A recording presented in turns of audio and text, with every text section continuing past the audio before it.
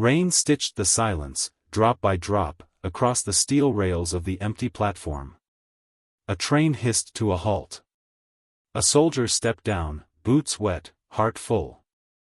His duffel bag slid off his shoulder as he saw her, standing alone, small, unmoving, a threadbare teddy bear dangling from one hand. He knelt, arms open.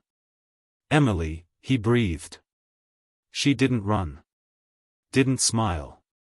Her collar shifted as she stepped forward, and he saw them. Faint. Purple. Finger-shaped. His arms froze. She looked up, voice barely air. "I didn't tell," she whispered. The rain didn't stop. Neither did the silence. Back at the house, everything looked the same, the porch light still flickered, the welcome mat still curled at the edges. But Emily was quieter than he remembered. She stepped inside like a shadow unsure of its place. The teddy bear never left her grip. "Want a snack, sweetheart?" he asked gently. She blinked. That was all. Her stepmother called out from the kitchen, too cheerfully. "She's been moody lately. Growing pains, I guess." Fell off her bike again. "Look at those bruises." The soldier nodded slowly. But he knew what bike bruises looked like. These weren't scraped knees or elbows. These were different. Intentional. That night, Emily didn't speak at dinner. She picked at her food until it grew cold. When her stepbrother teased her, she didn't react. Just stared down, small and quiet, like someone trying to become invisible. After dishes, she disappeared to her room without a word. The soldier sat on the couch, watching a muted television screen flicker with a sitcom laugh track that didn't match the room's heaviness. Later, as he passed her door, he heard it. Tap. Tap. Tap. 3 soft knocks against the wall. Repeated. Rhythmically. He paused. Pressed his ear to the door. Nothing more came. He knocked softly. "Emily?" No reply. Just the creak of her bed shifting slightly. He stood there for a moment longer, hand on the doorknob. Then he turned away. In the morning, she was already dressed, sitting on the edge of the couch, shoes on, bag in hand. The bear tucked tightly under her arm. As he drove her to school, he tried again. "You sleep okay?" Silence. He looked at her through the rearview mirror. Her eyes were fixed on the window. Outside, the trees blurred past, but her reflection didn't blink. He parked in front of the school. She hesitated before opening the door. "Emily," he said, gently. "You can tell me anything. You know that, right?" She turned to him slowly. Her voice, when it came, was almost mechanical. "I'm fine." Then she slipped out of the car and walked toward the building, head down, shoulders small. As she disappeared into the crowd of children, something caught his eye, her drawing, folded and forgotten on the back seat. He opened it. A crayon house, split down the middle. A little girl on one side, all in gray. The others on the opposite, in red, their faces drawn without eyes. In the center, just above the broken roof, a single line in a child's handwriting. "I sleep with the light on. But it doesn't help." He stared at the page. And the page stared back. The house was quiet in a way that didn't feel peaceful, more like a silence that knew how to hide. The soldier had taken the guest room. That had been his wife's suggestion. "You snore," she said lightly, but her smile didn't reach her eyes. He hadn't been home in 14 months, and already he felt like a visitor. The walls in the hallway were lined with family photos, all recent. None included Emily. He stood outside her bedroom door one evening, hand half raised to knock. Then he saw it. A bolt lock. On the outside. He stared at it for a long time. Touched the cold metal. It wasn't rusted. It had been used.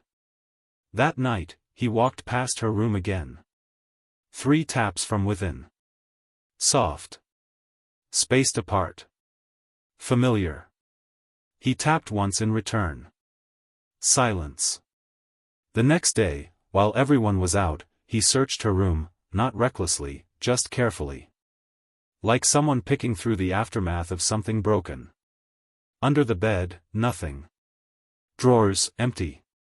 Closet, folded clothes, all long-sleeved. Then he noticed a vent behind the dresser, pried open slightly. Inside, a small pile, broken crayon pieces, the ear of a plastic bunny, a page torn from a picture book, folded until the edges curled. And a single sock. He sat on her bed, holding the bunny's ear in his hand, thumb brushing over the chewed plastic. He didn't know what he was looking for. In the hallway, her stepbrother brushed past him with a muttered, "She's so weird." The boy was 15. Rings on both hands. One was thick, almost gaudy, with a rectangular edge. The shape of it stayed in the soldier's mind. At dinner, Emily sat stiff, her food untouched. The stepmother chatted endlessly about schedules, chores, weekend plans. None of it included Emily. The soldier reached for the salt. Emily flinched. His hand froze in midair. He glanced at her, she was staring down, her bangs hiding her eyes, lips pressed shut. She looked like she was holding something in. Something too heavy for a child. After dinner, she slipped away again. He found her in the laundry room, curled in the corner behind the dryer, sketchbook clutched to her chest. She didn't look at him. "You don't have to hide from me," he said gently. Still no response.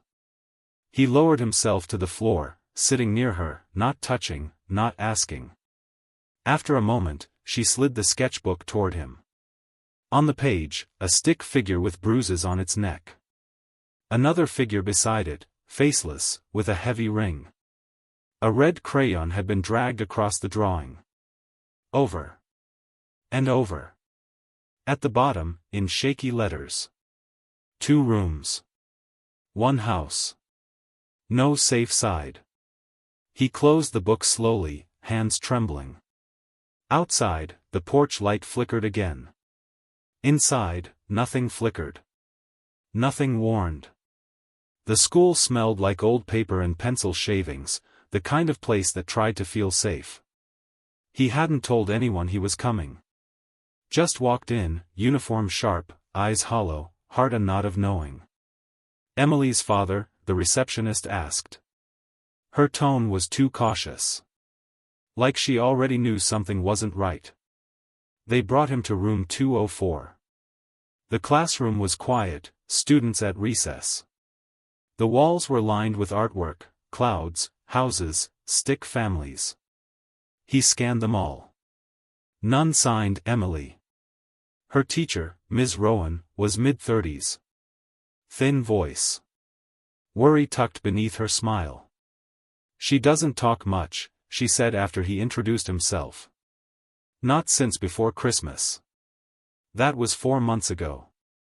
He sat across from her.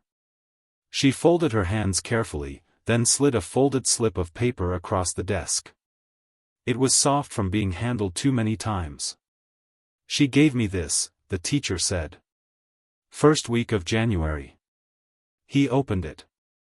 In faint pencil, "I used to smile. I don't remember how.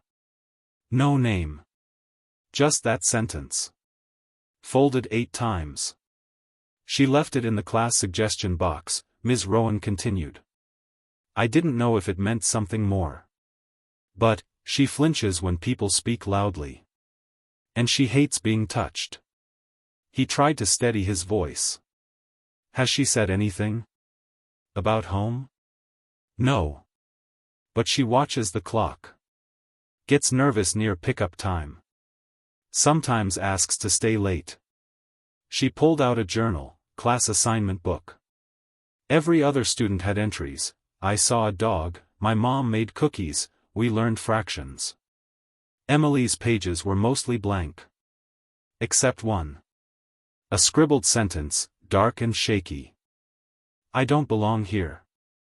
The soldier stared at the page, his hand resting on the table like a stone.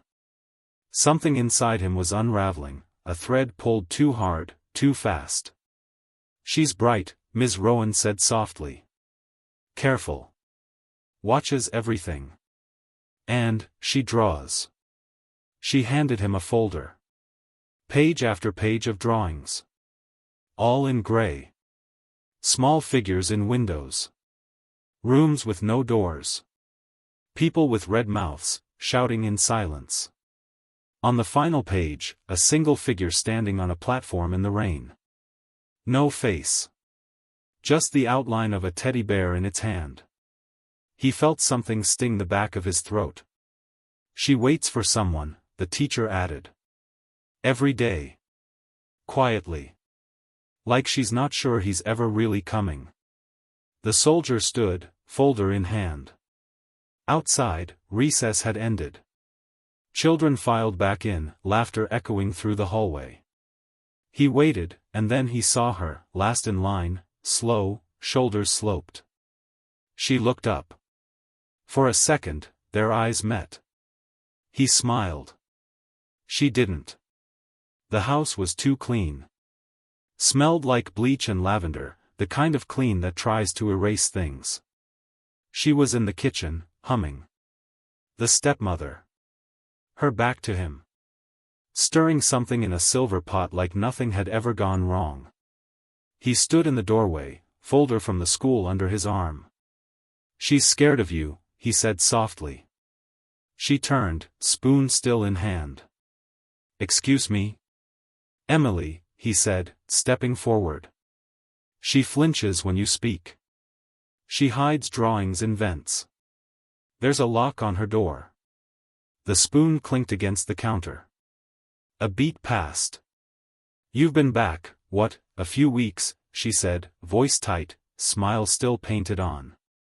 You don't know what she's like now. She acts up. Throws fits. That lock? That was for her safety. He stared at her. Who puts a lock outside a child's room? She crossed her arms. She's not some angel, you know. She lies. She hides things. She breaks her own toys for attention. Or maybe she's breaking, he said. His voice was low. Measured. Because something's happening here. She stepped closer. You've always been dramatic. Always ready to rescue someone. Maybe you're still playing soldier because you don't know how to be a father. The air between them shifted. Heavy. Tense. He took the folder out. Placed it gently on the table. Opened it to the page with the platform and the teddy bear. She draws places where no one hears her scream, he said. She wrote that she used to smile. And she doesn't remember how. She didn't look. Just stared at him. She's lying, she whispered. From the hallway, a soft sound. Bare feet on wood. Emily stood there, silent. Small. Holding her bear like a shield. Her stepmother turned, sharp now. What did you tell him? The girl froze. Shoulders drawn up. Head down. You see, the woman snapped. Now she's scared. Because you're putting things in her head. He stepped between them. Don't talk to her like that. Her mouth opened, ready to argue, but something in his eyes stopped her. He turned to Emily. It's okay, he said gently. You didn't do anything wrong. The girl didn't answer. Just clutched her bear tighter, her knuckles white. Later that night, he passed her door again. No tapping this time. He opened it slowly. She lay on the bed, eyes open, staring at the ceiling. He sat down beside her, careful to leave space. I'm listening now, he said. She didn't speak. But she reached out. Just slightly. Her fingers brushed the back of his hand. 3 taps. Soft. Then nothing.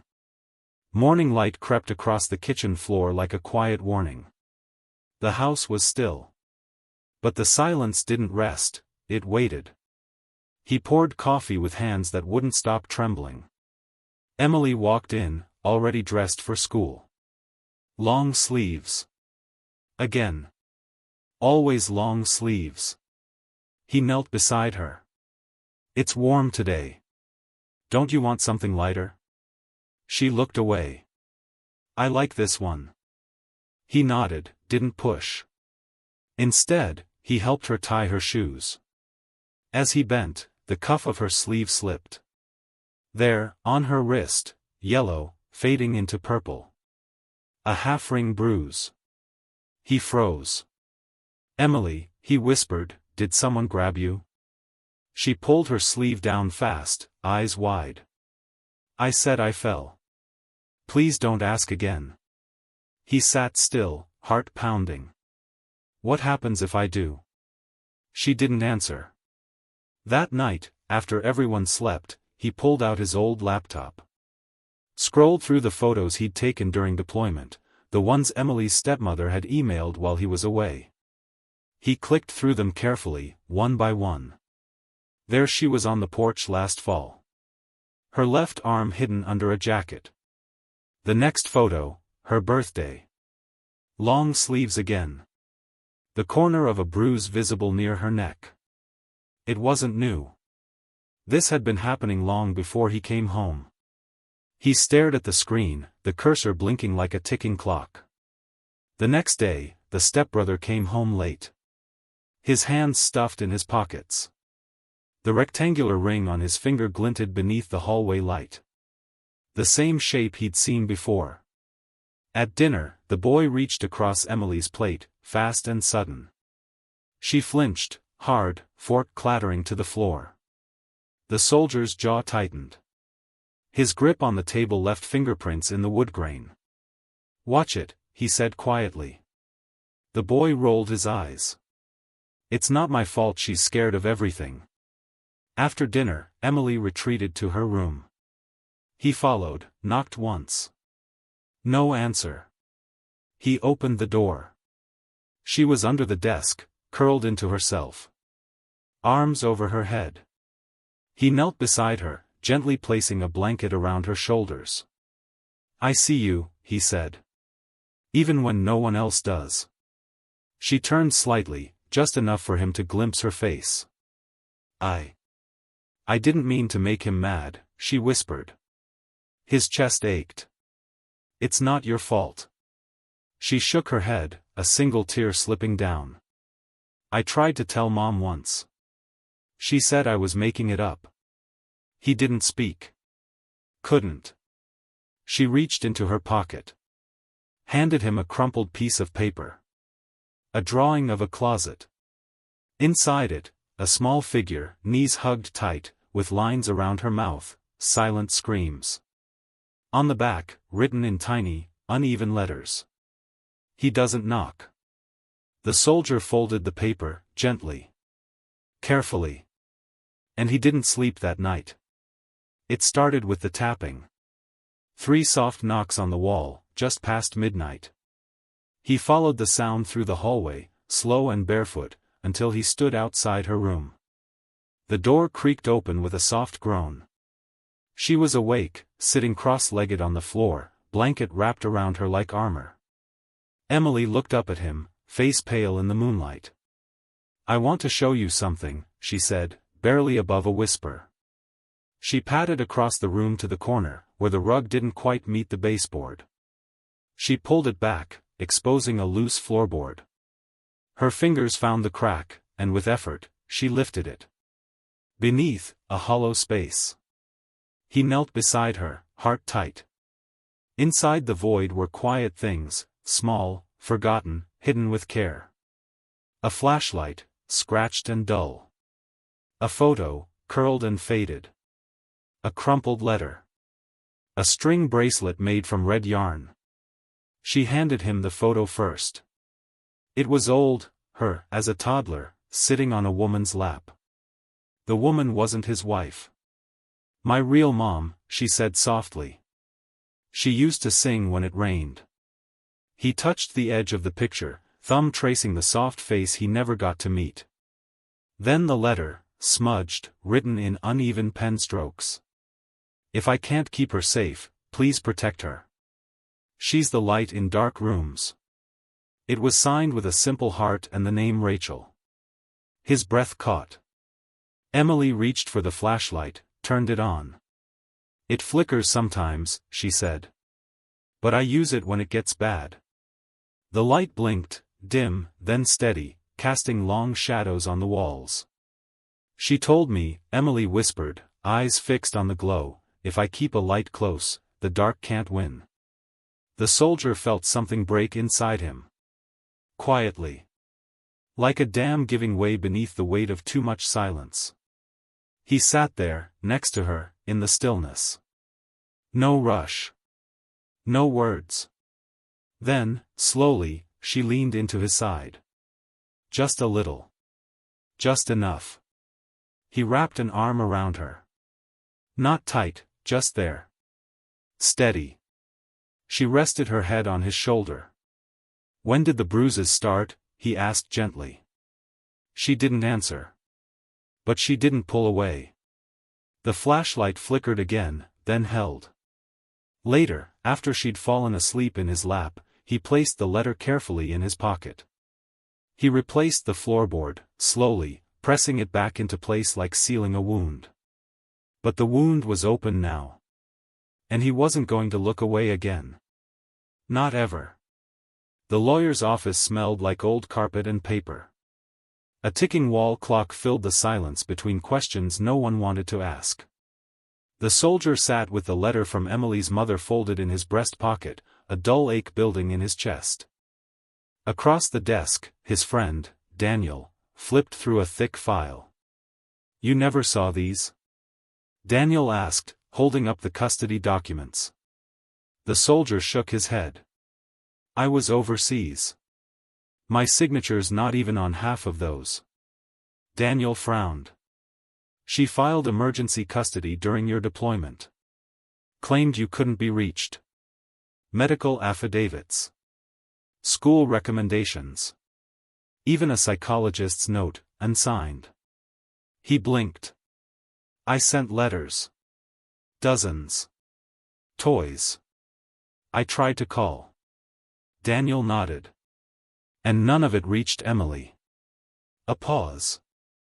Then, quietly, she blocked you. Outside the window, cars passed. One after another. Fast.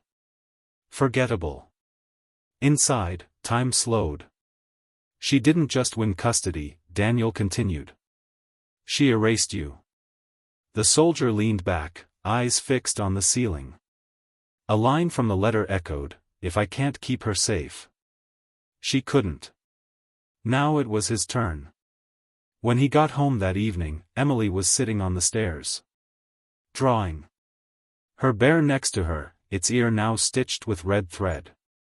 He sat beside her. Court starting, he said. You might hear things soon. Things that sound scary. Or loud. But I'm here.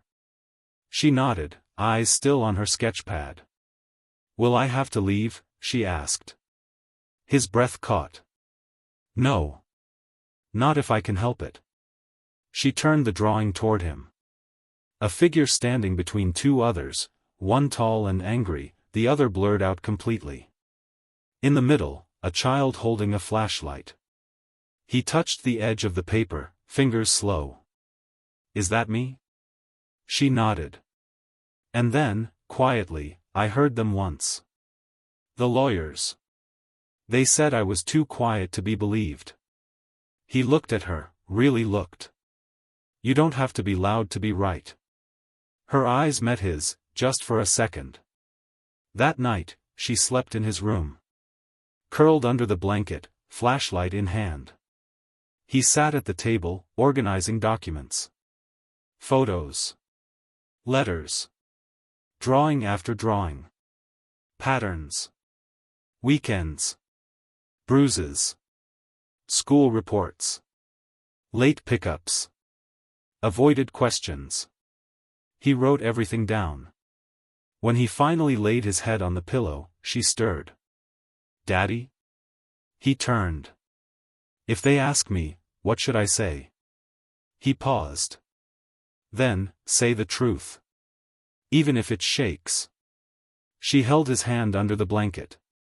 Small. Cold. Trusting. In the silence, she tapped his palm once. Twice. 3 times. The signal. He didn't need to say anything back. She already knew. The walls of his apartment became a war room. Photos spread across the kitchen table. Dates scrawled in red ink. Medical notes printed and clipped. Drawings lined up beside them like testimony too young for words. He logged everything. Day. Time. Color. Shape. Pattern. Left wrist. 2 ovals, weekend, 3 weeks ago. Right collarbone. Faded, ring-shaped, aligned with a Monday. Behind her ear, a smudge that never should have been missed. He studied each one like a battlefield scar. Not random. Not accidental. There was rhythm in the pain. A schedule to the hurt. He brought them to a child psychologist. A friend from base, now retired, hands always shaking. She leafed through the drawings first. "This isn't imagination," she said quietly. "This is recall. Children don't lie with this kind of structure. They protect." He showed her the photos. The logs. The marks. "She's disassociating," the psychologist whispered. "Most likely, she leaves her body during it. That's why she never screams. That's why she doesn't run." He nodded slowly, swallowing the rising sickness. "She sleeps under her bed sometimes," he added. "Won't say why. Because hiding feels safer than sleeping." That night, he found Emily curled beside the bed frame again. Flashlight in hand. Eyes open. He didn't ask why. He just laid beside her on the hardwood floor, blanket wrapped around them both. The light between them pulsed gently, like a heartbeat. "Did you ever feel invisible?" she asked suddenly. His chest tightened. "Once. For a long time." "Me too." He brushed a strand of hair from her forehead. She didn't flinch this time. Later, he added the final entry to the logbook. April 14th, bruise behind ear. Faint. Likely fresh. She said, "He doesn't knock." The next day, he watched the stepbrother walk in after school, slamming the door behind him. Same ring. Same stare. No apology in his posture. The soldier stood in the hallway, blocking his path. "Where do you go after school?" he asked. The boy shrugged. "Around. You've got 10 seconds to tell me the truth." The boy scoffed, tried to step past, but the soldier didn't move. "Did you hurt her?" A pause. "She's weird. She makes it up," the boy muttered. The soldier's voice dropped to a whisper. "Say it again." The boy didn't. He stepped back. Didn't meet his eyes. Just stormed off to his room and slammed the door. That night, the soldier locked his own bedroom door. Moved Emily's sleeping bag beside his bed. She slept without tapping. Just once, she stirred. Whispered. "Is this the part where the story changes?" He reached down, rested his hand on her shoulder. "It already has." Dinner was quiet. Too quiet. Emily sat in her usual chair, silent, eyes down. Her stepbrother across from her, fork scraping against his plate with deliberate slowness. Every now and then, he smirked. The soldier watched it all, each glance, each twitch of Emily's hands, the way she flinched when her glass tipped too close to the edge. And then it happened. The boy reached across her, fast, knocking over the cup. Emily jerked backward with a sharp, panicked sound. Water spilled across the table. Her stepbrother laughed. That sound, smug, cruel, practiced, cracked something deep in the soldier's chest. He was on his feet before he even realized it. His hand snapped out, grabbing the boy's wrist midair. Tight. Too tight. The ring dug into his palm. The laughter stopped. "What the hell?" the boy yelped, trying to twist free. Behind him, the stepmother shouted, "Let him go." But he didn't. Not yet. "Look at her," the soldier growled through clenched teeth. "Look what she does every time you move." The boy struggled. "You're crazy. Look at her." The words hit the walls like a punch. The room fell still. Emily was pressed against the chair, trembling, hands over her ears. He let go. Too late. The boy stumbled back, rubbing his wrist, shouting, "You're insane. You can't touch me." The stepmother was already dialing. Her voice rose above the chaos. "Yes, I need to report an assault. My husband just grabbed my son." The soldier didn't fight it. When the officers arrived, he didn't speak. He stood in the front yard, hands behind his back, watching Emily through the window. She stood there, backlit, framed in the hallway, eyes wide, not crying. Just, still. As they cuffed him, she pressed her hand to the glass. 3 taps. Even now. Even then. At the station, he sat under fluorescent lights that buzzed like broken memories. The officer stared at him across the table. "You touched a minor. That's serious." He nodded. "Do you have anything to say?" He reached into his jacket. Pulled out the folded letter, Emily's mother's letter, and set it down slowly. "Yeah," he said. "I do." The next morning, they released him. No charges, just a warning. "Keep your distance," they said. "Let the courts handle it." He didn't go home. Instead, he waited in his car until school let out. Emily spotted him before he stepped out. She ran to him. Fast. Fierce. No hesitation. This time, it was her who hugged him. "I thought they took you away," she said into his chest. "I'm not going anywhere," he whispered back. And meant it. They checked into a roadside motel before the sun dipped too low. One of those places where the lights flicker even when they're new, and the air conditioner hums like it's remembering something sad. Room 6. 2 twin beds. A view of a cracked vending machine. Emily stood in the doorway, backpack clutched to her chest, unsure. "It's not much," he said, dropping the key on the dresser. "But it's ours for now." She didn't move. He sat on the edge of the bed and flipped on the small tap light he'd bought on the way, round, warm, glowing softly like a little moon in the dark. Her shoulders eased just enough. She climbed onto the other bed, still wearing her shoes, and curled beneath the scratchy motel blanket. That night, she slept. Not under the bed. Not with one eye open. But fully, deeply, the kind of sleep that only finds you when the doors are locked, and no one knocks without permission. The soldier sat in the other bed, not sleeping, just watching the light flicker on the ceiling. He listened to her breathing. Even. Safe. In the morning, they found a diner that served pancakes shaped like animals. She smiled when hers looked like a turtle. Even laughed once when the syrup ran off the side. He didn't say much. He was too busy memorizing the sound of her being okay. Later, they went to a second-hand store. She picked a flashlight with stars printed on the side. He bought her a new sketchbook and a box of crayons that smelled like dust and hope. Back at the motel, she drew for hours. He watched her hand move, steady, free. No red scribbles, no broken houses. Just a girl. Standing in a circle of light. Holding a flashlight. No monsters in sight.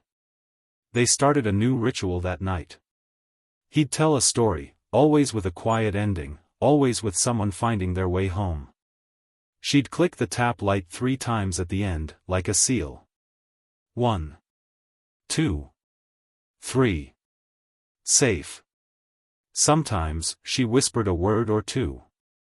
Nothing big. Just, I liked that one, or, the bear should have a scarf next time. But it was more than he'd heard in weeks.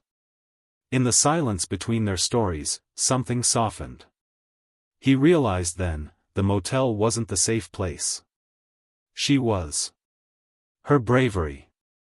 Her stillness. Her willingness to keep holding on, even when the world had gone quiet. On the 3rd night, she whispered as he tucked her in. Do we have to go back? He paused. No, he said. Not ever. Not if you don't want to. She smiled. Tapped the light 3 times.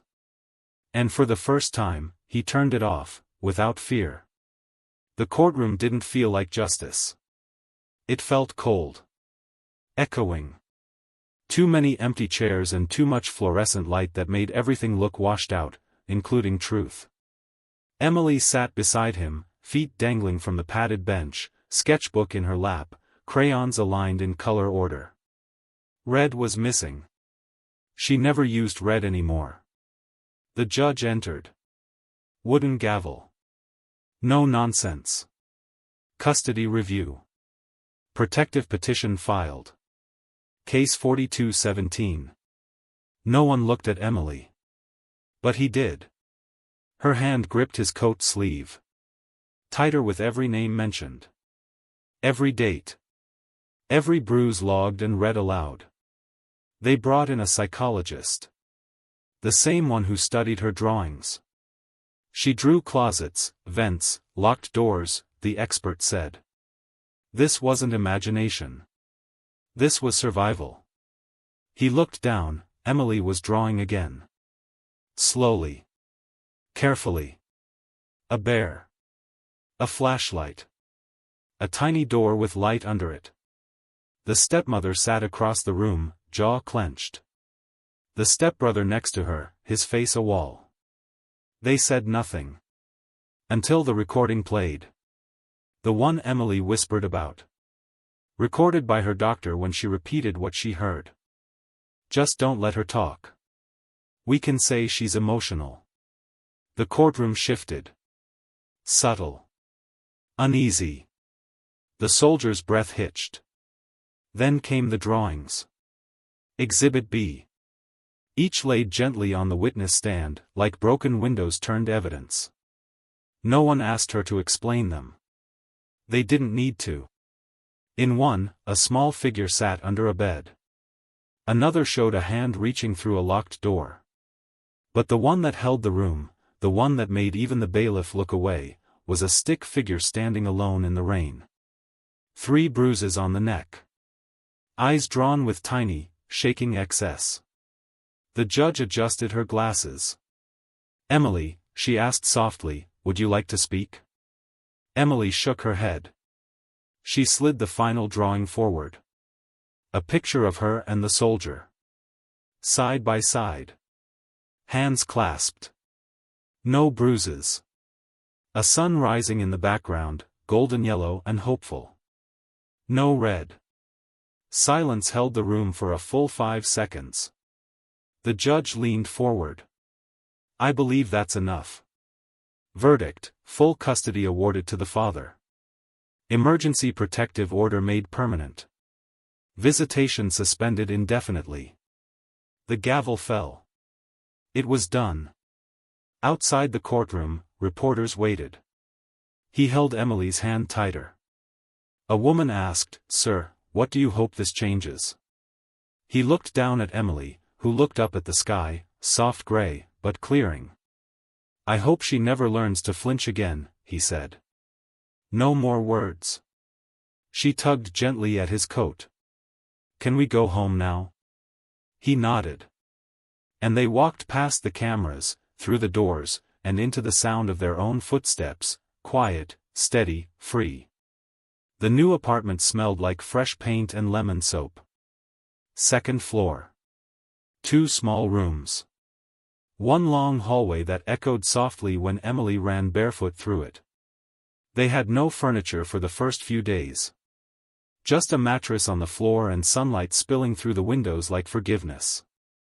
The soldier unpacked 1 bag at a time, slow, deliberate, careful with every item that now belonged in a safe place. Emily taped her drawings to the wall above her bed. No monsters. No bruises. Just trees, stars, flashlights, and the occasional crooked house with smoke gently rising from the chimney. One morning, he found her outside with a plastic shovel, digging in the dirt patch beside the building. "What are you doing?" he asked. She didn't look up. Just kept digging. Planting something. He knelt beside her. "What?" "A tree," she said. "So we know this is where we started." He watched her cover the seed with care, pat the soil gently with both palms. There was something sacred in it, that small, hopeful burial. That night, they cooked macaroni on a hot plate and ate on the floor. She giggled when he spilled sauce on his sock. He smiled. First real one in weeks. At bedtime, she brought out her flashlight again, clicked it 3 times, and set it on the windowsill. "Still like the light?" he asked. She shrugged. "Now it just makes the room feel warm." They read stories. Stories where the hero doesn't always win with a sword, but sometimes with silence. Sometimes just by staying. Later, after she slept, he sat at the kitchen counter, filing paperwork. Therapy session scheduled. School transfer approved. A note from her new teacher, quiet, but kind. Shows others how to draw rain. He held the note in his hands longer than he needed to. In therapy, she started opening more. Describing dreams. Rebuilding memory. Letting go. He went too, not because he had to, but because he needed to understand what guilt does when it hides under armor. Together, they were learning how to breathe again. One Sunday morning, she ran to him with a drawing. "This one's you," she said proudly. It was a soldier standing next to a little girl. But this time, the soldier wasn't holding a weapon. He was holding her hand. Behind them, a tree, small, just sprouting, but strong. "Is this us now?" he asked. She nodded. He looked closer. No shadows. No red. Just green. And light. And in the sky above them, her shaky handwriting in yellow crayon. "The dark doesn't live here anymore." He put the drawing on the fridge. And left the light off that night, not because they didn't need it. But because they finally knew they could sleep without it. The train station hadn't changed. Same cracked benches. Same rusted clock ticking behind stained glass. Same hum of a world moving too fast, then slowing just enough for certain memories to catch up. They stood on the platform, side by side. Emily's hand in his. She wore her favorite yellow coat. The one with the stitched sun on the pocket. Her hair was longer now. Her eyes brighter, still quiet, but no longer hiding. He looked down at her. "You sure you want to do this?" She nodded. "I want to see where it started." The train hissed to a stop. They didn't board. Just watched. That was enough. Emily stepped forward slowly. Walked to the spot where she once stood, alone, bruised, silent. She looked up at him. Her voice was steady. "This is where I didn't cry." He knelt, slowly, carefully. The way he did that first day, when he saw her and everything fell apart. But this time, there were no bruises. Just warmth. Just her. She stepped into his arms without hesitation. Her hands clutched his coat. Her face pressed against his chest. And she whispered, "You came back." He pulled her close. "I always will." No cameras. No applause. Just the wind brushing past, like it knew it had been waiting too. They sat on a bench for a while after. Emily pulled out her sketchbook, now nearly full. She flipped to the last page and began to draw. He watched. One house. Two figures. A bear in the window. A tree outside. A sign beside the door, hand-lettered in green crayon. "Welcome to the safe place." She handed him the finished drawing. "You think we're done?" she asked. He shook his head. "No. I think we're just starting." When they got home, the mailbox held a letter, addressed in blocky handwriting. No return address. Inside, a single folded note. "I heard what happened. I hope she's okay now." It wasn't signed. He gave it to Emily. She read it quietly, then tucked it into the back of her sketchbook. Not forgotten. Just placed. That evening, she watered the tree. It had grown, a thin trunk now, a few stubborn leaves reaching for sky. She stood beside it, barefoot in the dirt, flashlight in her hand. Clicked it once. Twice. 3 times. Then turned it off. As night fell, she looked up at him. "Do you think there are other kids, still waiting?" He nodded, slowly. She looked at the tree again. "Then maybe we can draw a bigger map." He smiled. "Yeah. Maybe we can." She went inside. On the table, a folded page sat under her flashlight. A message scrawled in her new, careful handwriting. "Nowhere is outside the rescue zone." He left it there. The light stayed on.